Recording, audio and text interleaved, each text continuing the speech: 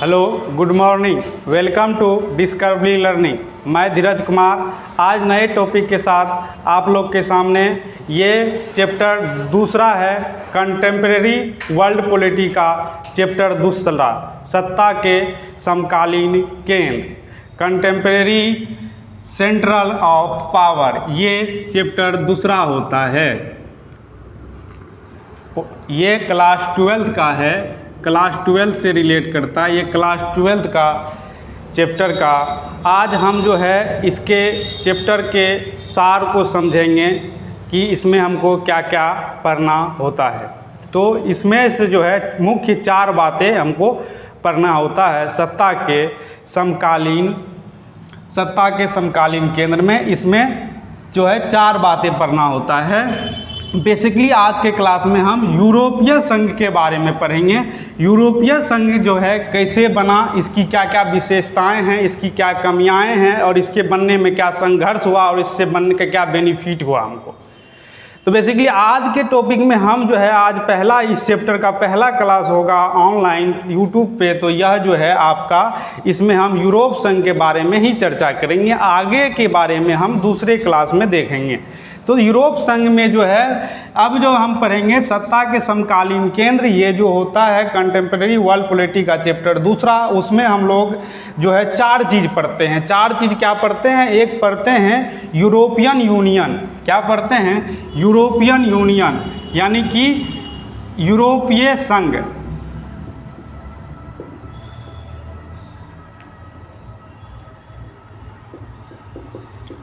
यूरोपीय संघ, European union, यूरोपीय संघ। इसमें जो है टोटल अभी 27 देश है। इसमें टोटल 27 देश है, लेकिन पहले 28 हुआ करता था। अभी बात करेंगे कि वह कैसे जो है ब्रिटेन बाहर हुआ। तो यूरोपियन यूनियन के बारे में पहले पढ़ते हैं, उसके बाद आसियान पढ़ते हैं कि दक्षिणी और पूर्वी एशिया के देश मिलकर आसियान को बनाया, आसियान को पढ़ेंगे। और चीन की अर्थव्यवस्था का अध्ययन करेंगे और भारत और चीन के संबंध पढ़ेंगे। तो 4 टॉपिक पढ़ना पड़ता है। यूरोपियन संघ, यूरोपियन यूनियन, आसियान और चीन का अर्थव्यवस्था का अध्ययन, और चौथा होगा आपका चीन और भारत का संबंध। बेसिकली देखिए ये चैप्टर अभी जो है जब हम 12th क्लास के पॉलिटिकल साइंस को पढ़ने का प्रयास करें, यानी विश्व में जो होते हैं विश्व की राजनीति को जानने का प्रयास करें, तो उसमें जो होता था पहली फर्स्ट चैप्टर जो है शीत युद्ध, कोल्ड वॉर पढ़ने को मिलता था। लेकिन हम ये जो बता रहे हैं आपको न्यू एनसीईआरटी के अकॉर्डिंग बता रहे हैं। ये जो है 24-25 के सिलेबस के अनुसार, 2024-25 के सिलेबस के अनुसार बता रहे हैं। इसमें जो है यह दूसरा चैप्टर हो गया है। पहले जो है सत्ता के ये जो है समकालीन केंद्र, इसमें अमेरिकी का वर्चस्व आता था। अब जैसे कि एक शुरू से शुरुआत करते हैं, जबकि हम इसी का पहला चैप्टर जो पढ़े थे जिसमें सोवियत संघ का, आप जानते हैं कि सोवियत संघ का विघटन हो गया। 1991 में सोवियत संघ का विघटन हो जाता है। तो सोवियत संघ का विघटन होने के बाद जो है सब देश मिल के फिर जो है एक राष्ट्रकूल बनता है। इसी तरह जब हम बात करें फर्स्ट वर्ल्ड वार का बात करें, तो फर्स्ट वर्ल्ड वार के बाद फिर सेकेंड वर्ल्ड वार हुआ 1939 से 1945 में। तो 1945 के बाद जो है सारा देश का जो है एक तरह से आर्थिक स्थिति गड़बड़ हो गया था। आर्थिक स्थिति चरमरा सी गई थी। तो आर्थिक स्थिति चरमरा जाने के कारण जो है यूरोप के जो है, जैसे बात करें यूरोप, तो यूरोप के जो है महाद्वीप के 2 भाग में, एक साइड ये कह सकते हैं पूर्वी भाग, एक साइड कह सकते हैं पश्चिमी भाग। तो इसका जो है सहायता होता था अमेरिका से। तो अमेरिका के जो उस समय के राष्ट्रपति थे, अमेरिका के राष्ट्रपति जो उस समय थे, उसका नाम है आपका हैरी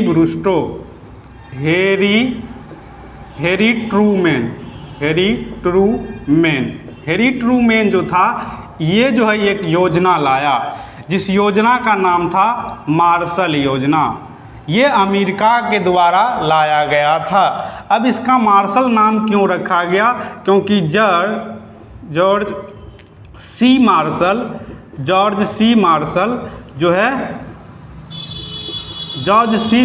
जो है उस समय के ये विदेश मंत्री थे। कहाँ के? अमेरिका के। तो इसके द्वारा जो है, यानी सेकेंड वर्ल्ड वार के बाद यूरोप के देश में दो प्रश्न हो गया। दो प्रश्न क्या था यूरोप के पास कि पुरानी दुश्मनी को जो है ख़त्म कर दिया जाए या सकारात्मक सहयोग दिया जाए, सकारात्मक योगदान दिया जाए, या फिर पुरानी दुश्मनी को फिर से जो है मतलब उसको ख़त्म कर दिया जाए या जो है सकारात्मक योगदान दिया जाए।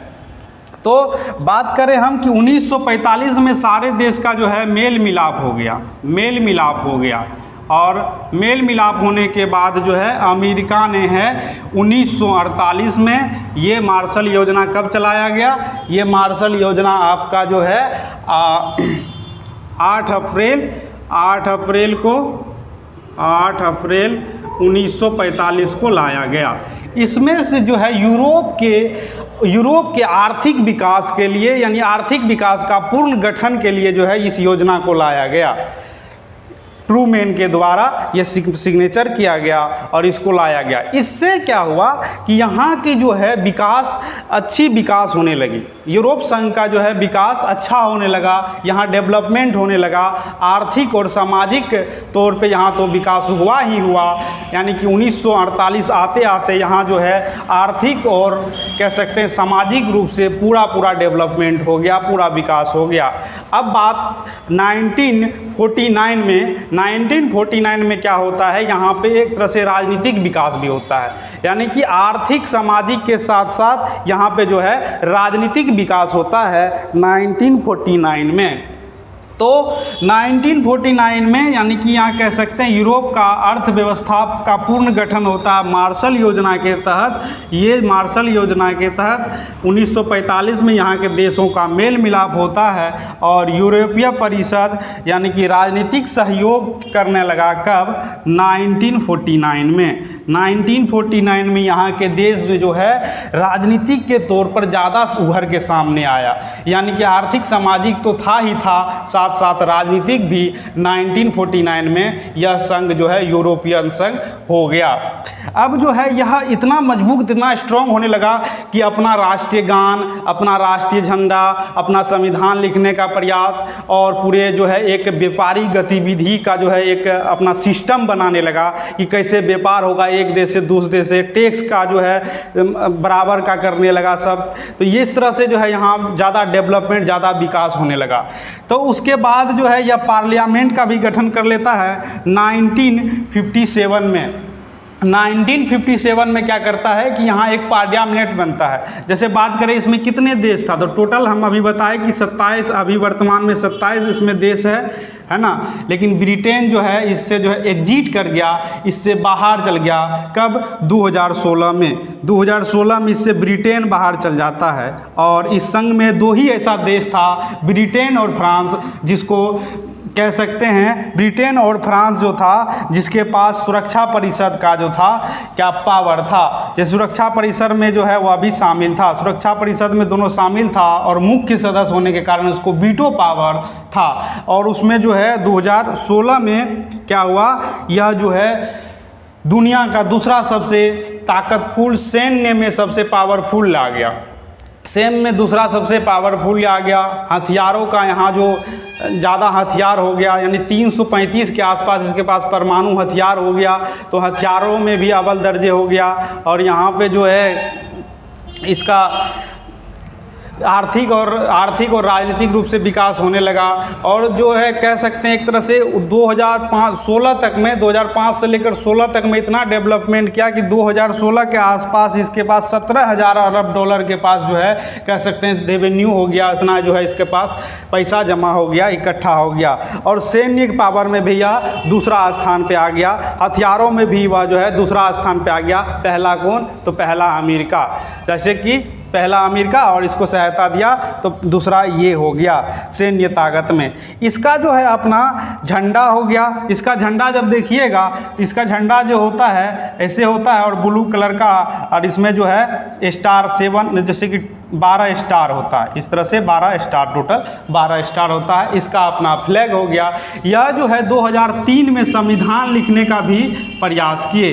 2003 में संविधान लिखने का प्रयास किए, संविधान लिखने का प्रयास किए, लेकिन इसमें असफल रहे। संविधान सही रूप से नहीं लिख पाया, संविधान लिखने में असमर्थ रहे। लेकिन इसके पास अपना झंडा हो गया, इसके पास अपना व्यापार करने की कुछ प्रणाली हो गई, इसके पास जो है एक ही रुपया से प्रचलन हो गया। जैसे यूरो से जो है क्या करता था, व्यापार करता था, एक ही मुद्रा से, एक ही मुद्रा चलता था। यूरो से व्यापार होने से क्या होता है कि डॉलर की वैल्यूएशन जो होता है उस पर भी कुछ इम्पैक्ट पड़ता है, यानी कि उसके वैल्यूएशन कम करता है, उसके अमेरिकी वर्चस्व को कम करता है। तो यूरो का यह भी पावर है कि उस देश में जितना भी मतलब व्यापार होता है तो वह सब जो है यूरो के माध्यम से होता है। तो व्यापार जो है एक ही मुद्रा यूरो के माध्यम से होता है। तो यूरोप का मुद्रा यूरो हो गया और नेपाल जो वहाँ का अमेरिका का डॉलर हो जाएगा।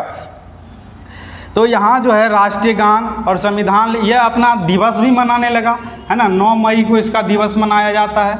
9 मई को यह अपना जो है दिवस भी मनाने लगा। यूरोपियन संघ, यूरोपियन यूनियन, और जो है इसमें मार्शल योजना का योगदान है। अब जो है ये यूरोपियन यूनियन जो है 1992 में जाके इसका नाम होता है यूरोपियन यूनियन, 1992 1993 में। इससे जो है पहले इसका नाम जैसे यूरोपियन परिषद रखा गया, कब 1948 में, है ना, 1948 में। और यह जो है सहयोग करने के लिए दिया गया कि आर्थिक रूप से सहयोग मिले। लेकिन उसके बाद जो है राजनीतिक रूप से भी वह जो उभर के सामने आया 1949 में, और 1957 में इसके पास अपना जो है क्या हो गया, अपना इसका पार्लियामेंट हो गया। और ब्रिटेन और फ्रांस जो इसमें शामिल थे तो वह जो है उसके पास जो है सुरक्षा परिषद में थे, उसको वीटो करने का पावर था। और उससे जो है 2016 में ब्रिटेन जो होता है एग्जिट हो जाता है। उसमें जितने भी मेंबर होते हैं वह यानी कि 51.9% से जो है मेजॉरिटी से वोट देकर जो है ज़्यादा हो जाता है। इसके कारण इसको बाहर जाना पड़ता है और सुरक्षा से भी बाहर चल जाता है। तो कुछ ना कुछ कमियां रहा होगा, जिसके कारण जो है ब्रिटेन जो है इससे बाहर हो गया। और टोटल अभी कितना देश है, टोटल इसमें टोटल 27 देश है। यदि पहले पढ़ते तो आपको देखने को मिलता पहले के एनसीईआरटी में जो इसमें कितना देश था, 28 देश था। लेकिन जब इसको जो मोडिफाई किया गया एनसीईआरटी, उसमें टोटल जो है 27 देश को बताया गया है। तो ये था आपका यूरोपियन यूनियन की विशेषताएं। हमने जो है जाना है कि यूरोपियन यूनियन क्या होता है, यूरोपियन यूनियन कैसे बना और उसकी कुछ कुछ विशेषताएं। इसकी जो है ब्रिटेन जो बाहर गया तो कुछ ना कुछ इसका कमियां होगा, तो नेक्स्ट क्लास में जानेंगे इसका कमियां और आसियान के बारे में और चीन का अर्थव्यवस्था और चीन और भारत के संबंध में। तब तक जो है इसके बाद ये चैप्टर ख़त्म होगा। इस चैप्टर का जो है सत्ता के समकालीन केंद्र का जो है कंटेम्परेरी सेंटर ऑफ पावर, ये इसका जो है इस चैप्टर का चैप्टर 2 का जो है पहला वीडियो होगा, पार्ट 1। आगे देखेंगे इसके यूरोपियन संघ के जो है कारण के बारे में नेक्स्ट वीडियो में चर्चा करेंगे। तब तक के लिए जय हिंद। मिलते हैं नेक्स्ट वीडियो में, तब तक के लिए जय हिंद।